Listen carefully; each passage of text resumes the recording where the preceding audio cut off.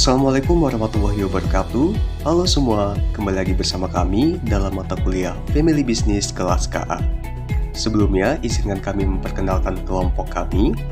Kami dari kelompok yang beranggotakan Bagas Olisman, Arfi Wahyudi, dan Syala Hisana Akmil akan membahas terkait dengan konsep studi kasus dalam family business.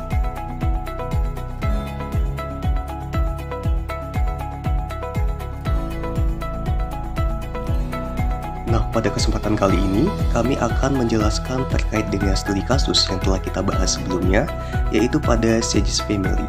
Diharapkan kepada teman-teman dapat mendengarkan sehingga nantinya dapat menambah pengetahuan baru dari apa yang kami bahas dalam materi ini.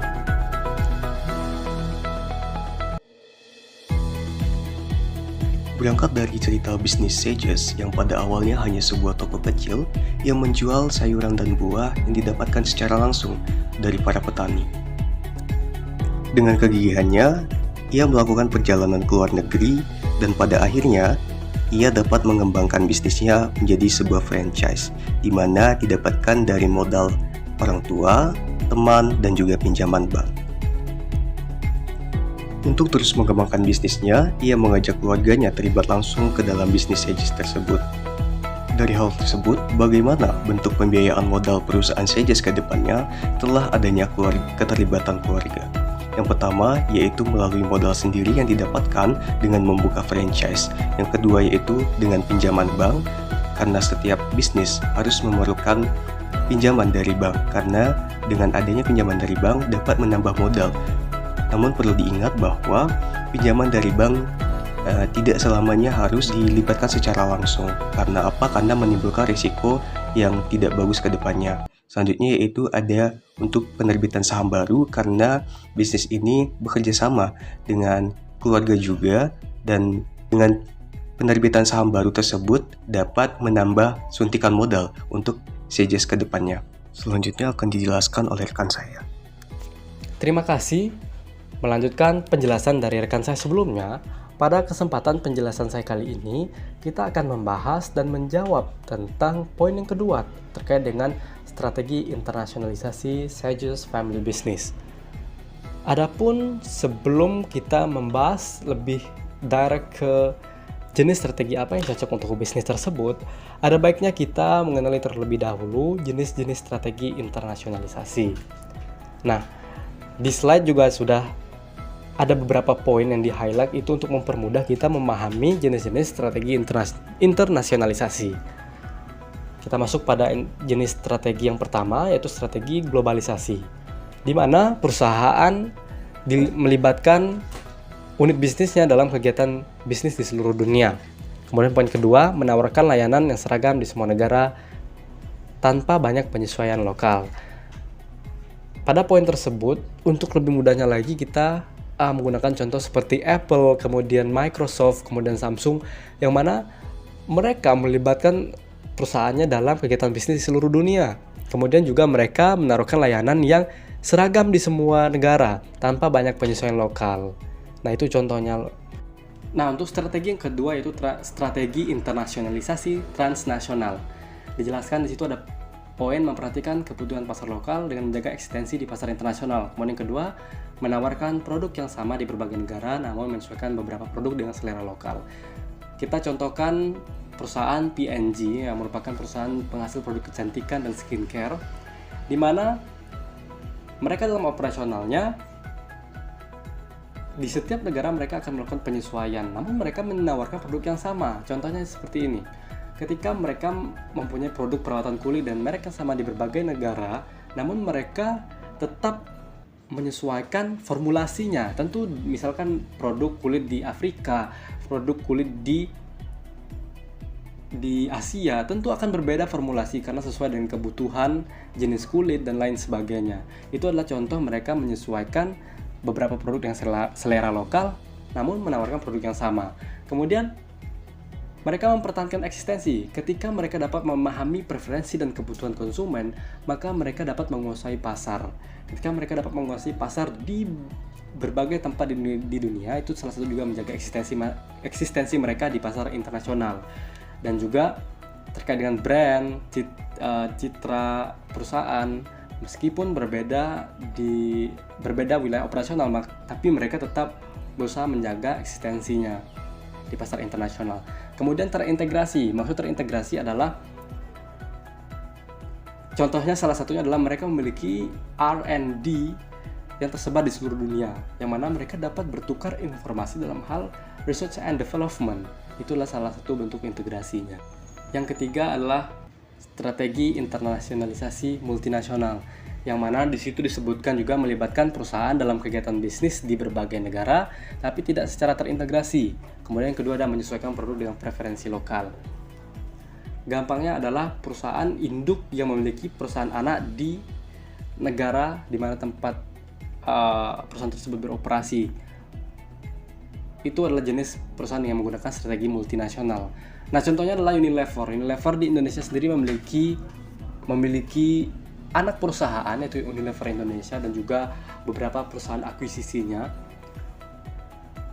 Nah, mereka dalam operasionalnya mereka diberi kewenangan untuk melakukan ataupun menyesuaikan strategi mereka dalam operasional. Contohnya ketika Unilever Indonesia mengakuisisi perusahaan yang menghasilkan Blue Band, di mana perusahaan yang telah diakuisisi tersebut diberi kewenangan juga ataupun independensi dalam hal menyesuaikan operasional di beberapa aspek sesuai dengan kondisi di mana perusahaan tersebut sebelum diakuisisi. Itu salah satu contohnya. Kemudian menyesuaikan produk dengan preferensi lokal, seperti Royco, kemudian Masako. Itu salah satu bentuk bagaimana Unilever menyesuaikan dengan preferensi dan kebutuhan masyarakat lokal. Kemudian yang selanjutnya adalah strategi internasionalisasi multidomestik. Dijelaskan menekankan adaptasi penuh terhadap pasar lokal. Kemudian kedua adalah tidak ada upaya untuk mencapai keseragaman global. Nah, maksudnya adalah meskipun perusahaan tersebut bukan merupakan perusahaan yang berasal dari wilayah mereka beroperasi, namun di setiap cabangnya mereka itu tidak ada usaha untuk mencapai keseragaman antar cabangnya di seluruh dunia ataupun antar wilayah operasionalnya. Contohnya adalah 7-Eleven, kemudian ada Tesco di Thailand contohnya, yang mana mereka dalam hal etalasi produk yang dijual di etalase, kemudian layout, itu mereka sangat menyesuaikan dengan preferensi dan kebutuhan masyarakat Thailand. Kemudian juga strategi mereka dalam hal promosi, mereka menyesuaikan dengan hari-hari besar di Thailand. Itu salah satu contoh multidomestik. Kemudian strategi selanjutnya adalah strategi regionalisasi. Mungkin ini hampir sama dengan transnasional, menyesuaikan operasi mereka dengan kebutuhan pasar lokal di berbagai wilayah. Fokus utama pengembangan pasar di wilayah geografis tertentu. Nah, yang membedakan dengan strategi sebelumnya adalah dalam hal batas geografi, di mana strategi regionalisasi ini lebih concern pada batas regional. Misalnya Toyota contohnya, mereka telah menciptakan mobil untuk wilayah Asia Tenggara dengan mobil yang akan dipasarkan di Eropa tentu berbeda, mengingat postur dan berbagai hal seperti kebiasaan mengemudi akan disesuaikan sesuai dengan regionalnya. Selanjutnya, terkait dengan cara memasuki pasar luar negeri. Setidaknya ada 6 cara memasuki pasar luar negeri yang mana kami kutip dalam buku International Business karangan Charles. Yang pertama ada exporting, kemudian yang kedua ada turnkey project, kemudian licensing, kemudian franchising, dan kemudian joint venture. Yang terakhir ada wholly owned subsidiary. Yang pertama exporting, mungkin bagi teman-teman sekalian sudah tidak asing ya dengan exporting, yang mana melibatkan penjualan produk atau layanan secara langsung kepada pelanggan dari satu negara ke negara lain. Kemudian yang kedua, turnkey project, yakni melibatkan transfer operasi bisnis lengkap, termasuk peralatan, kemudian pelatihan, dukungan kepada mitra asing. Di sana ada kata-kata transfer operasi bisnis lengkap.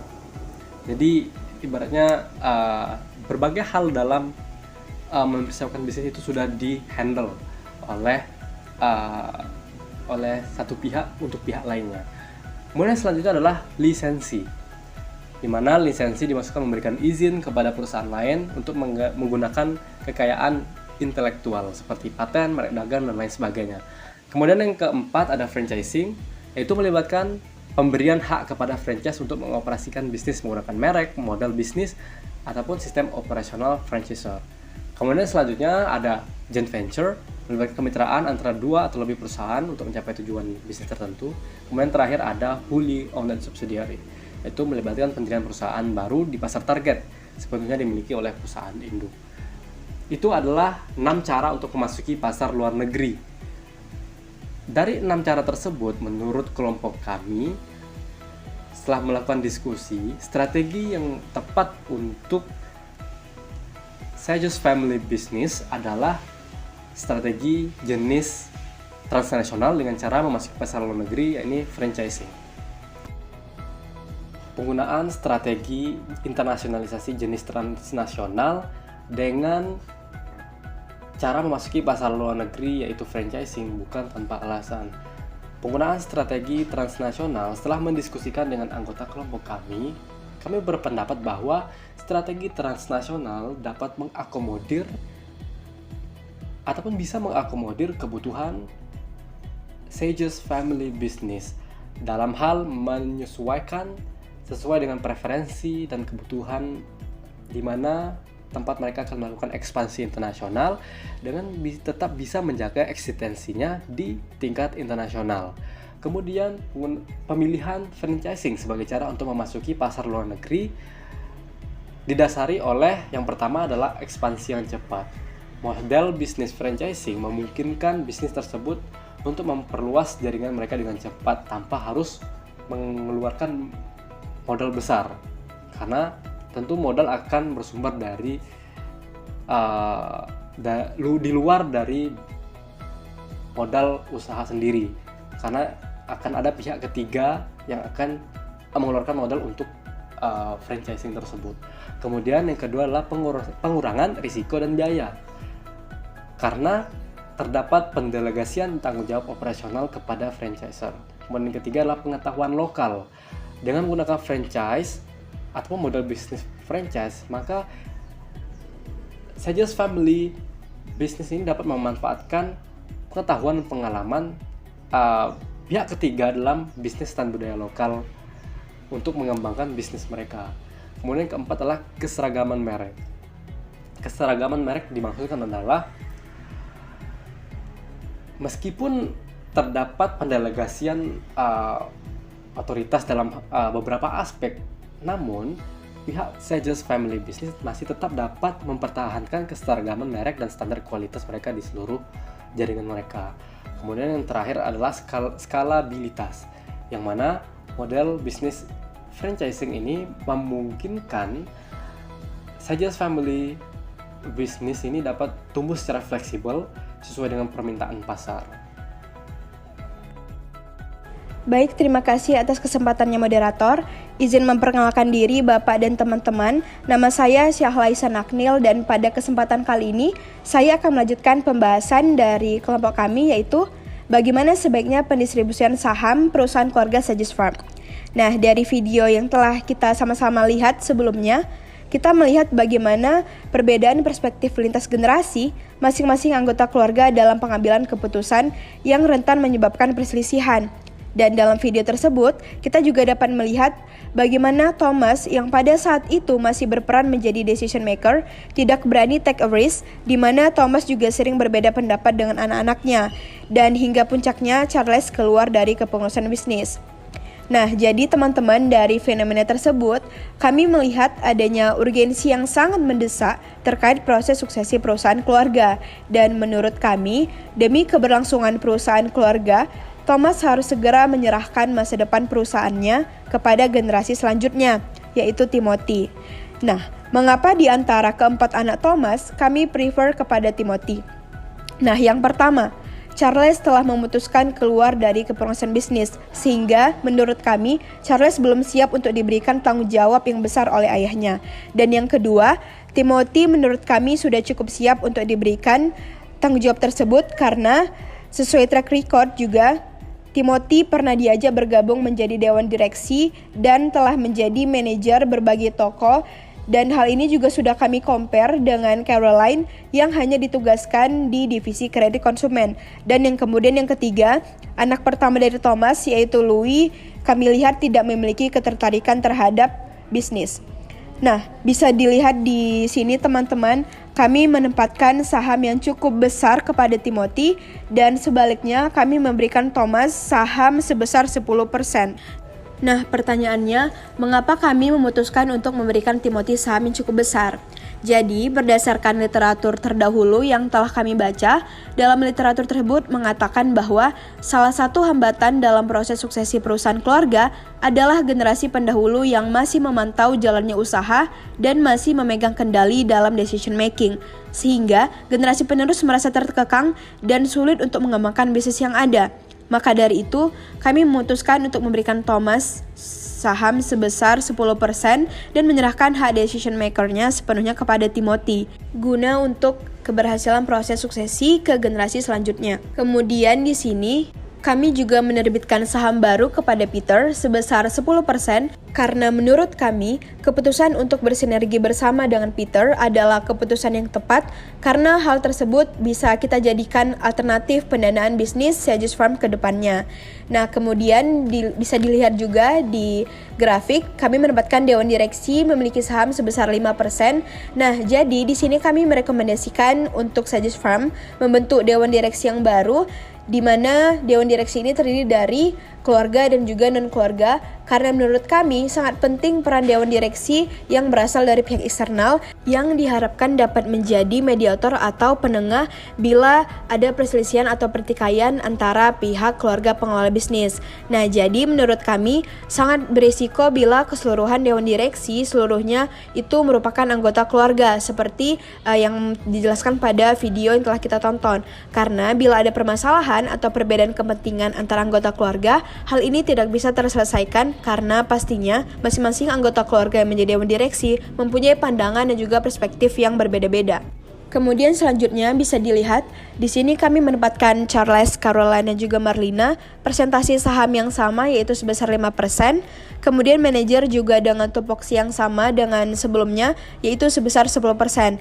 Dan yang terakhir itu ada David Junior, kami berikan persentase saham yang sama dengan Thomas karena kami pikir Thomas ini mempunyai kedudukan yang sama dengan David Junior, di mana ayahnya David itu merupakan partner Thomas dalam mendirikan perusahaan keluarga Sages Farm ini. Baik teman-teman, di sini saya akan melanjutkan pembahasan tentang bagaimana keterlibatan anggota keluarga dalam mengelola bisnis Sages Farm ini.